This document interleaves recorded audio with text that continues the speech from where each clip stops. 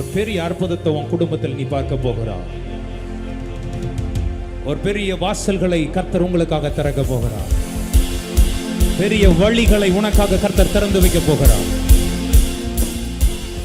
இதுவரைக்கும் கண்டவைகள் அல்ல, இதுவரைக்கும் நீ காணாதவைகளைத்தான்.